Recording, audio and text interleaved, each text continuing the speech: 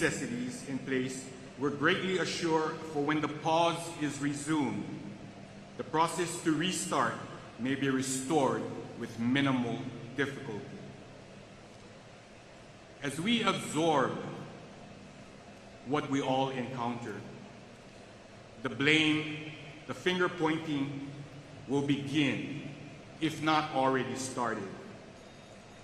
But I can tell you, every person I have spoken with, whether I've known them for a lifetime or have newly met, from deep down in their na'au, which is a Hawaiian term for guts, their na'au, their deep down feelings, from their na'au comes gratitude, comes appreciation. Thank you all. Mahalo and aloha.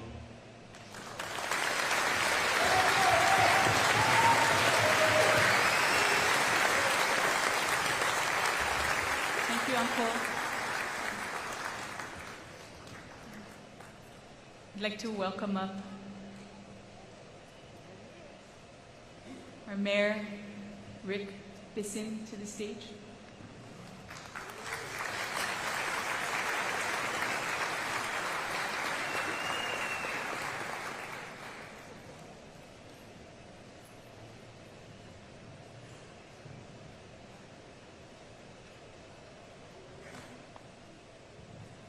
Mr. President, First Lady Dr. Biden, Governor Green, First Lady Mrs. Green, distinguished guests, volunteers, and especially our Lahaina, Kula, and Kihei families. Aloha pumehana kako. Thank you, Mr. President and First Lady, for traveling here to Lahaina and engaging our community. Both President Biden and Governor Green have been exceptionally supportive and extremely swift with necessary aid and assistance. And on behalf of our grateful county, I offer our heartfelt mahalo. I stand here with you today with so much sorrow. Many cannot begin to fathom the loss, the hardship, and the heartbreak families are experiencing. Except for you, Mr. President, one who has suffered more personal loss than any individual should have to endure. Their profound sorrow and pain are immeasurable and inconsolable. In times like these, in the face of tragedy and great loss, the weight of grief cannot be comprehended. I want you all to know that as we navigate through these difficult times, no one is alone. As a community, our people and our government together will do our very best to give unyielding support. I'm grateful for all of our emergency responders who are selfless in their efforts, including the over 20 firefighters and first responders who lost their own homes and worried about their families as they battled the wildfires. And as I spent time in our affected communities, visited shelters, and community organized food hubs, I was awestruck by the galvanizing spirit of our people. A few days ago, I stopped by the villages of Leali'i, just outside these doors, and at the invitation of Archie Kalepa, stayed to visit with residents who gathered together daily as a neighborhood. Every day, they check in on each other. They use a neighborhood distribution center to offer food, water, and supplies, and meet at the end of each day to get the latest news and information. This is just one of many examples of our people taking care of each other and getting done what needs to be done following a disaster. For example, Kaipo Kekona, council member of Tamarapolitan at Napili Park, Captain Ikaika Blackburn, at Napili Plaza, and our Deputy Director of Agriculture, Hoa Heva Heva, leader of the War Memorial Complex Evacuation Center, along with his 600+ volunteers. We have never lived through times like these, and what we once knew will never be the same. In the difficult days ahead, there will be moments where we will find strength together as we seek solace and support.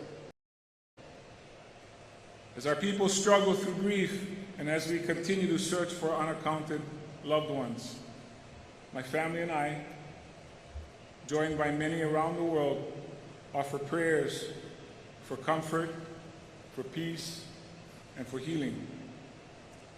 Our island's rallying cry has been Maui Nui Strong, uniting the affected communities of West Maui, Upcountry, and the South Side. Never have I been more humbled by the spirit of our people and the resilience of our communities. Mahalo and malama pono.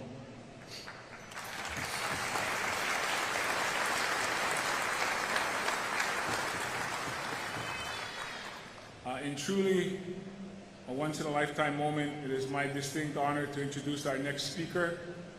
Will you please help me extend a warm Maui welcome to the 46th President of the United States of America, President Joseph R. Biden, Jr.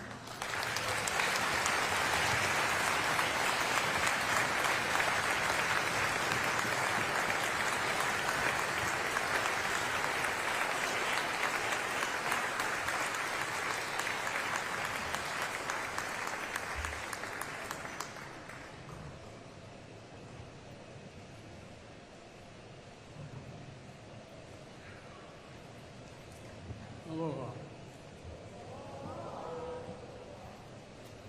As I've heard various people on the island speak today, reminded of a phrase that I have a tradition in my house. Because we're always so busy over the last 25 years, whenever my daughter or my sons, when they were both alive, wanted to leave me a message, they'd tape it on my mirror where I shave. And I was having a particularly tough time at one point years ago. And my daughter taped on my mirror a quote from Kierkegaard. He said, "Faith sees best in the dark." Faith sees best in the dark. When things look the most bleak, that's when we need faith. Faith in our family, faith in ourselves, and faith in our God. And I've seen, just in the several hours I've been here so far, remarkable resiliency. Such an incredibly good people. Jill and I are here to grieve with you, but also we want you to know the entire country is here for you. That's not hyperbole. We mean that. The entire country is here for you. We just surveyed the damage. I want you to know, whatever it takes, as long as it takes. I look at your congressmen and senators and governor and lieutenant governor. We're going to get it done for you. But get it done the way you want it done. Not get it done somebody else's way. No, I mean it. I don't want to compare difficulties, but we have a little sense, Jill and I, what it's like to lose a home. Years ago, now 15 years ago, I was in Washington doing Meet the Press. It was a sunny Sunday. And lightning struck at home on a little lake that's outside of our home, not a lake, a big pond, and hit a wire and came up underneath our home into the heating ducts, the air conditioning duct. To make a long story short, I almost lost my wife, my '67 Corvette, and my cat. But all kidding aside, I watched the firefighters, the way they responded. You know, there's an old expression. I grew up right across the street from a fire hall in Claymont, Delaware. And the expression is, God made man, then he made a few firefighters. You're all crazy, thank God. The only people who run into flames to help other people. And they ran into flames, saved my wife, and saved my family. Not a joke. The smoke, and the firefighters here can tell you, sometimes smoke is so thick from the windows out, it was that thick inside the home. And we were insured. We did not have any problem. But being out of our home for a better part of a year was difficult. I can only imagine what it's like to lose your home completely, burned to the ground, and more importantly, all the things that matter to you from that ring he gave you when you were 19 years old, from that special letter that came for your son or your daughter, the little things that matter most, the album, the family albums, all of it is a touchstone to all the things we care about and lose. And many of you have lost more than just that. Many of you have lost family. Not even sure where some are. I've had a similar experience. I was a young senator being taken care of, not a joke, by Danny Inouye, who was my mentor. I was 29 years old. I wasn't old enough to be sworn in as a senator yet. And by the way, for 36 years, I was listed as the poorest man in Congress, so I didn't get there based on my income. And what happened was, I was down in Washington interviewing for staff. After I was elected on December 18th, before I was sworn in.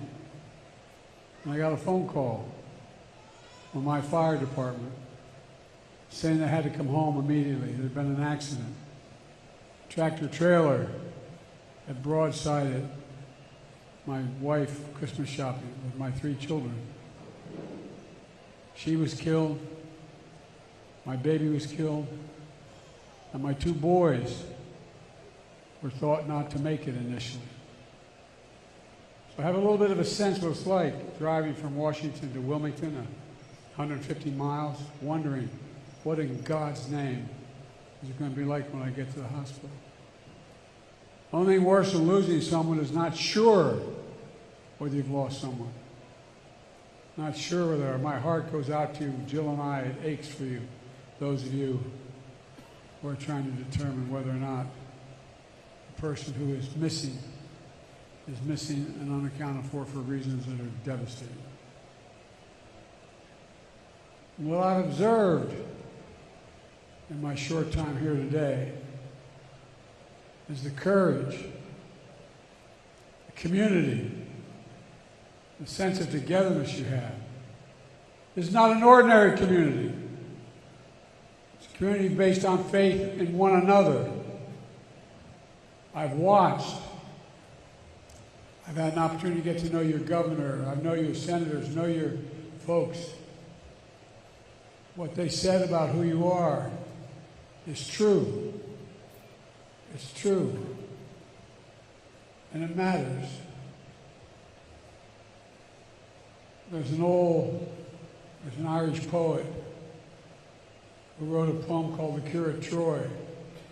There's a stanza in it that seems to be appropriate. It said, history teaches us not to hope on this side of the grave. But then once in a lifetime, that long-forward tidal wave of justice can rise up and hope and history rhyme. It's time it rises up for you all.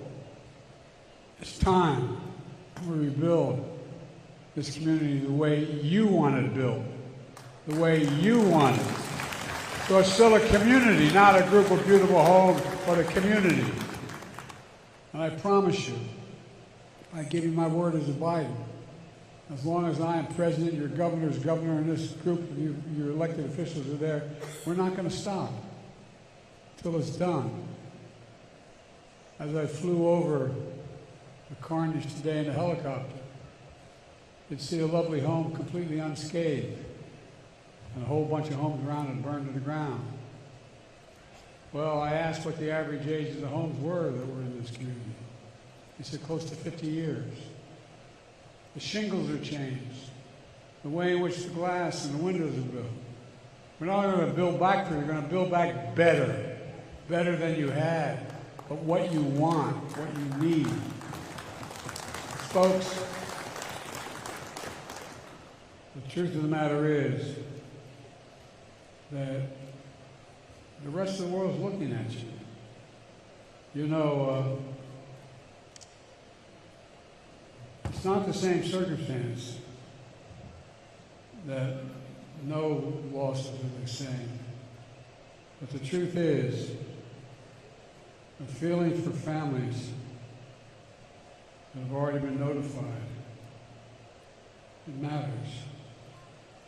It's going to be a long road. But you got to have hope. Hope really does spring eternal. It's based on faith. Faith in one another. You know, I've been impressed how you look out for one another. Turn your pain into purpose. This town has stood as a sacred spot for centuries. So much history, so much beauty. Just before coming here, I stood in front of the banyan tree that stood for 150 years. It burned, but it still stands. One resident called it a diamond in the rough of hope. Another said, fire cannot reach its roots. I know it's a metaphor, but that's you. That's who you are. That's Hawaii. There's no quit in Hawaii. There's no quit in America. There's no quit in us. Remember, for God's name, who we are. Let me end with my prayer for all of you. A prayer that was said at the funeral mass affecting my children and my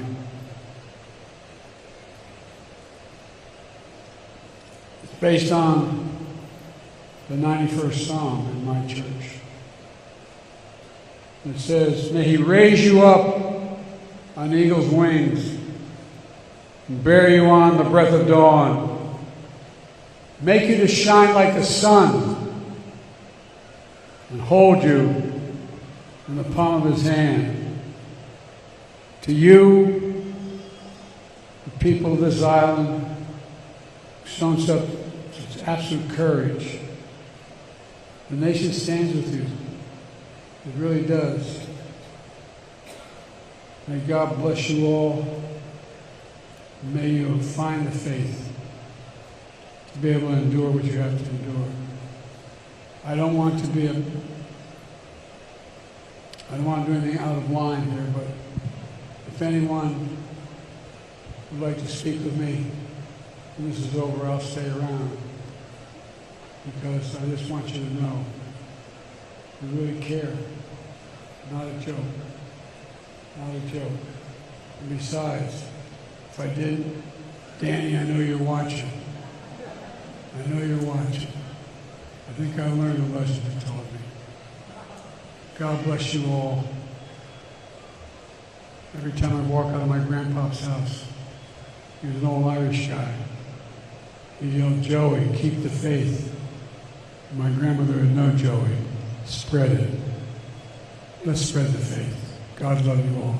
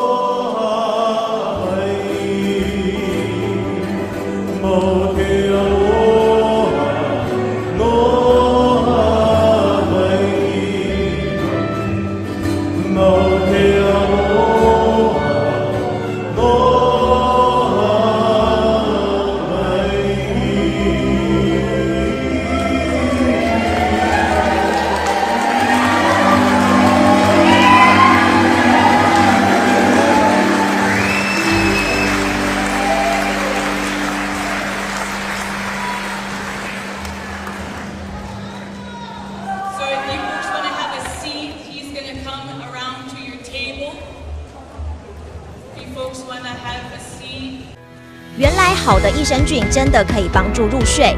太阳星全效克菲尔益生菌是国家认证 AB 克菲尔益生菌，含7种有身份证的专利活菌，能产生伽巴、色氨酸等助眠因子，难怪吃了更快入睡，也睡得更好。太阳星全效克菲尔益生菌也是台湾市场上唯一添加克菲尔乳杆菌 M1 的产品。这是由台湾知名的大学季转，对季节敏感、调整体质的朋友，真的是一大福音。